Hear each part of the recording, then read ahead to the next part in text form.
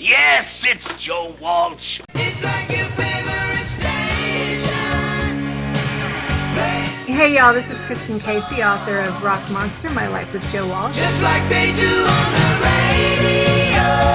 And you are listening to Joe K on the Play That Rock and Roll podcast. Now it's all about the podcast, and I'm telling you, Joe K is one of the best.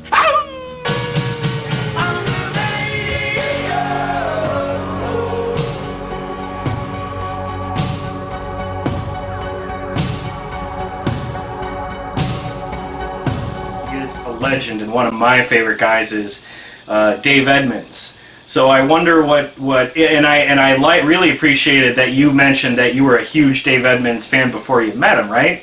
Yeah. What did you think of Dave and Cece? Oh, I love them so much. Breaking up with Joe was so painful on so many levels, but that was one part that was definitely a factor, was that I lost my friendship with Cece and Dave. We loved them. It was, for the first time, we had sort of a couple in the neighborhood, sure. And they were so fun to hang out with. And she was a good role model for me too. She was kind of teaching me how to be a rock star's partner, because she had it figured out and I did not. Dave couldn't have been lovelier. And it's funny because when I met him, it was at the rehearsals for the second Ringo tour. And I walked in and I knew who everyone was, and who I didn't know, I think somebody may have told me, but I didn't know who Dave was, but he was sort of captivating me. And I don't know if it was because I liked his look, but I definitely had the sense that I know that guy. I must have seen him on a CD cover or something, but I used to strip to his music. I stripped for 14 years total, from the time I was 18 to the time I was 40, in 3 different iterations. And I never didn't do I Hear You Knockin'. I mean, it's one of the best songs to do on stage. I loved it. And they just got that signature sound that no one, when it's Dave Edmunds, right? You just do. And so it wasn't until he started playing, they're rehearsing. And as soon as he started playing, I was like, holy crap, that's Dave fucking Edmunds. I was shaking I was so excited. And then I met Cece, who is just a knockout, like the quintessential rock star girlfriend, wearing like black leather and lace and the big, boobs and the skinny everything else and the platinum hair. And I thought, oh Lord, she's, I was intimidated because she was such a knockout and such a classic LA rocker chick beauty. And then I met her and she was the sweetest, to this day, maybe one of the sweetest women I've ever met in my life. And just kind of fell in love with both of them on that day. And so they were friends of ours. And then, Joe ended up picking a fight with Dave one night. And it was one of the saddest things ever, because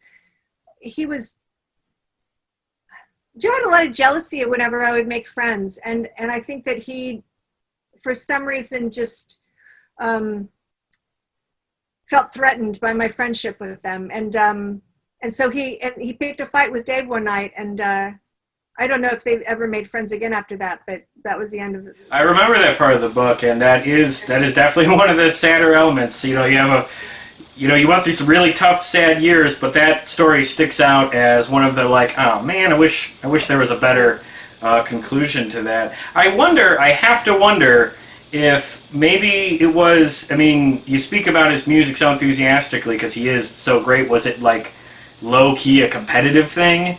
Or do you think it was just cokehead, freaking out? No, I think there might be a little thread of that, actually. Oh, okay. And I will say, Joe didn't have a lot of he certainly didn't express a lot of professional jealousies. One time he did say once, whenever he hears a really good rock song, he gets mad, damn, why didn't I write that? Oh, sure, yeah. Kind of a joke that he made.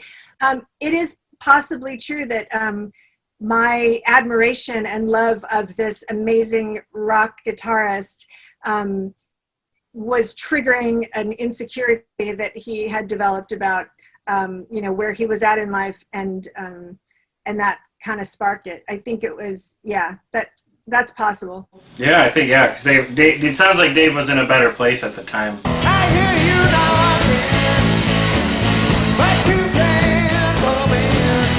Absolutely one of my favorite podcasts. Got to give him a listen.